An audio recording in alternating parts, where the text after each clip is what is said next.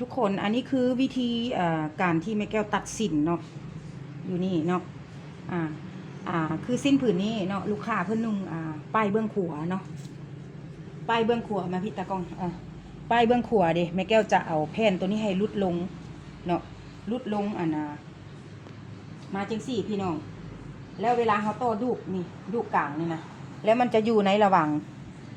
ในนะมันจะงามพี่น้องเนาะแม่แก้วมีสเปคให้ตัวนี้เนาะมีสเปคให้